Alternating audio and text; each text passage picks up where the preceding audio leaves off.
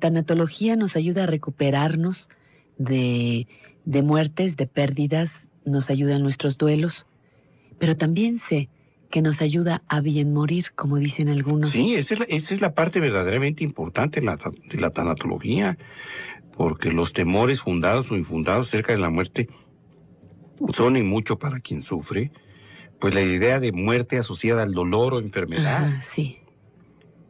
Digo, en realidad, lo menos importante sería la muerte. Bueno, ya se acabó, diríamos. Ajá. Pero la idea de la muerte va asociada a que es el dolor, el sufrimiento, la enfermedad, el deterioro el que te lleva a la muerte. Definitivamente no podemos pensar que alguien que muere en un accidente haya sufrido por eso. Ay, ¿Sí? ojalá y no. No se les ocurrió. No se les desea. Ajá. Pero cuando el ser humano, dentro de su soberbia, inmerso en la soberbia intelectual, empieza a reflexionar acerca de la muerte cuando se presenta la opción. Vamos a verlo, algo que es muy frecuente. Un individuo es diagnosticado de cáncer. Y empieza a suponer o a pensar, bueno, me van a tener que operar, y después me van a tener que dar quimioterapia, y entonces me voy a quedar pelón, y me van a confundir con Salinas, y qué va a pasar, y voy a perder mis posibilidades aquí o allá, me van a mutilar, y entonces me voy a ver delgado, pálido, etcétera. Mi mujer me va a poner el cuerno, mis hijos que van a hacer si no han terminado su carrera. Ese proceso de sufrir por anticipado probablemente es uno de los factores que acompañan inexorablemente a la idea de la muerte como un proceso doloroso. No es la idea de la muerte como un final y un descanso. En el caso de la Iglesia Católica o de algunas iglesias del cristianismo, cuando hablan de descanse en paz, usan la falacia de la frase aparentemente tranquilizadora porque han ofrecido la promesa del infierno del paraíso. Y esta oferta va a estar presente en la idea que muchos tienen de la trascendencia después de la vida. Y obviamente, ¿quién de nosotros no se sentiría pecador? ¿Quién de nosotros no se siente por ahí con alguna cola que le pisen o algún hueso atorado en medio del gañote? Le tenemos miedo a lo desconocido y la muerte es algo desconocido para nosotros, pero no creo que estemos pensando con el temor de morir en algún día. O sea, sabemos que va a pasar algún día, pero no creo que tengamos miedo. Pues a veces sí, más cuando se tiene la familia y los hijos pequeños, ¿no? Entonces piensa uno mucho en ellos, pero al final tiene que llegar. Yo creo que no a la muerte, sino al hecho de dejar de ver a nuestros seres queridos. Pensamos que dejamos todavía cosas pendientes por hacer, si tenemos hijos, si tenemos pues nietos tal vez en ese momento, y es más eso, el temor a dejar de ver a nuestros seres queridos. Bueno, yo personalmente no, yo vivo con ella y creo en ella, por lo mismo la traigo yo en mi persona. Sí, pues por lo mismo yo creo que es temor a lo desconocido, temor a lo que no conocemos y hay incertidumbre. Yo no les tengo miedo, los jóvenes quizás sí, pero yo no. ¿Y de veras no le tendremos miedo? Aquí la señora que empezó hablando estaba así como, no, hay que tenerle respeto, dice. Creo que va en función más de lo que señalaba la última entrevistada, porque evidentemente la muerte como fenómeno, pues es uno de los miedos universales. Y creo yo, fundadamente, que a medida que vamos creciendo en edad, creciendo cronológicamente, vamos teniendo diferentes maneras de contemplar la idea o el pensamiento de la muerte. Los niños no saben qué es la muerte. El niño, recordémoslo, vive un riguroso presente aquí y ahora, y cualquier vivencia relacionada con el futuro, pues no la pueden introyectar. De la misma manera que no pueden saber qué cosa es el día de mañana cuando se les dice, es que si te portas bien el día de mañana vas a ser un hombre de provecho. El niño no sabe qué es el día de mañana ni qué es un hombre de provecho. Tampoco sabe cómo introyectar y darle un peso específico y emocional a la idea de la muerte. Es que si no te alimentas bien, te vas a llegar a morir, por ejemplo. No existe el concepto, no es posible que exista.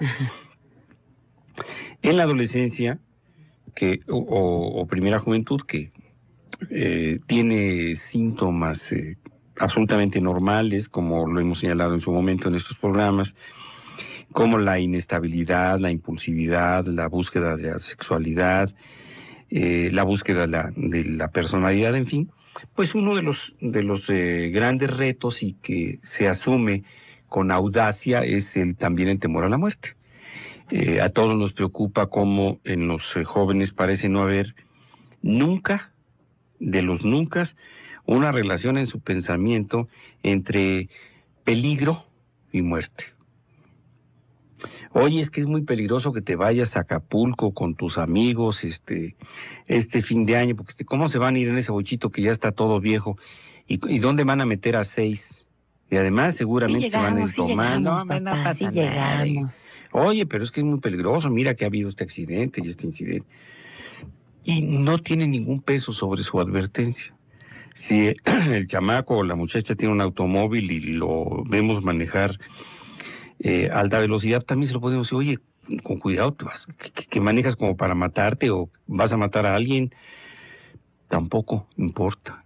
Avísame cuando llegues de la fiesta o cuando vayas a salir porque me tienes con mucho pendiente, jamás avisan. Llega a las 3 de la mañana porque te puede pasar algo, mira que los asaltos, etcétera. Tampoco, no hay una idea concreta, vivencial, de lo que significan los estados de peligro, la peligrosidad y mucho menos la muerte. De ahí que la causa de muerte más importante en jóvenes varones, pues sean los accidentes automovilísticos. Digo, si hubiese una sola idea del temor a la muerte, esto no pasaría. El suicidio o la bulimia e incluso la anorexia en las jovencitas también se puede advertir. ¿Cómo es posible que no quieras comer porque estás muy flaca ya? No es cierto. Y voy a seguir sin comer y no tomo ni agua porque estoy muy gorda aunque pese 40 kilos. La advertencia sobre el fenómeno de la muerte no les interesa. Fíjate nada más que yo creo que uno de las medidas infructuosas que merecen más atención por la salud pública en los últimos años es la recomendación que se ha hecho de unos años para acá en muchos países, si no es que en todos los países, acerca de la prevención del SIDA. Caramba, está bien, pero usen el sexo seguro, sobre todo el condón. Es el más barato, es el más sencillo de los métodos. Y haz con tu sexualidad lo que se te pegue la gana, pero con seguridad. Tienes que informarte por tu condón. Pues no pasa nada y los jóvenes no están respondiendo, cuando menos en número, a la calidad y la cantidad de los mensajes de advertencia y de prevención en este fenómeno, en esta pandemia, que es el SIDA. Yo creo que somos los adultos o los adultos en la tercera edad quienes vemos con mayor preocupación el fenómeno del SIDA o la posibilidad de un contagio en nuestra persona incluso. Yo no sé cuántos, como yo comprenderé, vivamos una etapa de relativa fidelidad o de fidelidad a ultranza, más motivados por la ética personal o los valores, o más que motivados, perdón, por la ética o por los valores personales, por el miedo al contagio del SIDA. Usted, señora, usted, señor, probablemente en este momento se sientan muy bien y sin sentimientos de culpa porque se han conservado monógamos. Pero pregúntense por qué. Y van a ver cómo en ustedes, como en un servidor, los mensajes preventivos del SIDA sí tienen un efecto. Pero yo no sé qué hubiera pasado si este mensaje nos llega a los 18 años. Nos llega a los 18 pues años. Sí. Hubiéramos dicho quizá, como lo dicen millones, pues a mí no me va a pasar. A mí no me da. Eso le pasa a los otros. Así es. Ajá. Entonces, la idea de la muerte se va conformando a medida que pasa el tiempo. Señalaba uno de los entrevistados que bueno, piensa uno en dejar a los hijos y qué les va a pasar y digo, no quiero dejar muchas cosas por hacer, en fin, que decía otra señora. En el momento en que los logros materiales o emocionales o familiares o sociales, como quieran y manden, empiezan a aparecer, se inicia este fenómeno tan curioso de compensación, de temer perderlo. Nadie sabe lo que tiene hasta que lo pierde. Entonces llega un momento en que empieza el futuro a advertirse y vivenciarse con una suficiente claridad. Híjole, mano, ya tengo 40 años y como decía un radioescucha esta semana, y no he tenido otra vieja y tengo diabetes y se me hace que yo ya no voy a tener erección, entonces tengo que apurarme, porque estoy dejando pasar esta etapa. Así se advierte el futuro, pero con preocupación, con sufrimiento y pensamiento anticipatorio. Y entonces cuando el peso de la idea de la muerte viene, porque además coincide esta época entre los 30 y los 40 años, que en términos generales muchos de nosotros ya tuvimos la vivencia en carne propia de la pérdida de un ser querido. Entonces la idea de la muerte se objetiviza. Híjole, mano, ¿qué va a pasar cuando me pase lo que a mi abuelita, cuando yo la vi en la caja y entonces por primera vez vi a mi papá llorar y etcétera, ¿no? ¿Qué va a pasar? ¿Por qué mi abuelita no se murió unos meses después? Nada más supo que había terminado la carrera, pero no vio cuando me recibí, no supo cuando me recibí, ya estaba muerta. Yo quiero que... En fin, empieza uno a tener una serie de vivencias proyectadas en el muerto, en el familiar que ya falleció, y todo aquello, quizá que pensamos que dejó de hacer, o que dejamos de vivir y convivir con la persona que falleció, lo empezamos a aplicar en nosotros mismos. Híjole, si yo me muero ahorita, ¿cómo se van a quedar mis hijos si todavía ni terminan la secundaria o la prepa? Y yo estoy pensando que mi abuela murió y todavía no me recibía. Oye, Ernesto, desde el principio del programa te planteaba algo que yo, discúlpame la insistencia, pero en un programa de la muerte con las características de nuestro espacio, es muy difícil que no abordemos lo que pasa con la muerte dentro de la familia, a nivel justamente familia, pareja, padres, hijos. Me parece que tendríamos que hacerlo y vuelvo a insistir en el tema. Sí, ahorita vamos para allá. Lo único que quiero es concluir, es cerrar un poquito lo que estaba comentándote, porque es hasta los 30 o 40 años que cobramos conciencia de la idea de la muerte, para que la muerte se convierta en un pensamiento que nos va a acompañar inexorablemente, quizá después de los 40 o de los 50 años. Pero si hay una muerte en el camino previa, haz de cuenta, orfandad, los abuelos que mueren en el camino, las tías, algún hermano.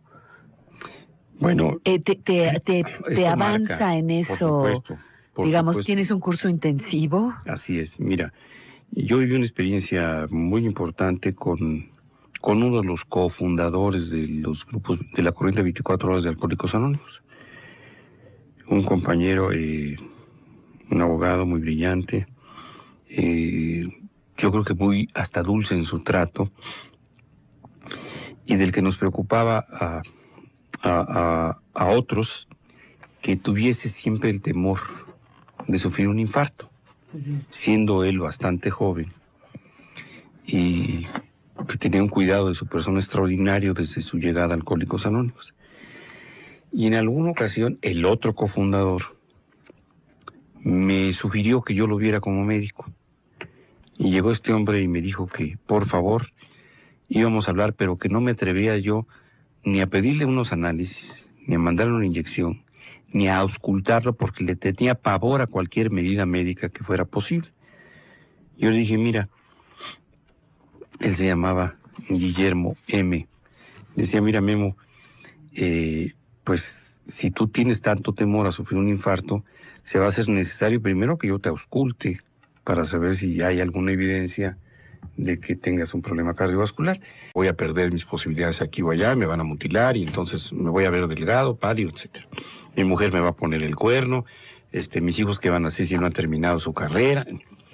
Ese proceso de sufrir por anticipado probablemente es uno de los factores que acompañan La tanatología nos ayuda a recuperarnos de muertes, de pérdidas, nos ayuda en nuestros duelos, pero también sé que nos ayuda a bien morir, como dicen algunos. Sí, esa es la parte verdaderamente importante de la tanatología, porque los temores fundados o infundados acerca de la muerte son en mucho para quien sufre, pues la idea de muerte asociada al dolor o enfermedad. Ajá, sí. Digo, en realidad, lo menos importante sería la muerte. Bueno, ya se acabó, diríamos. Ajá.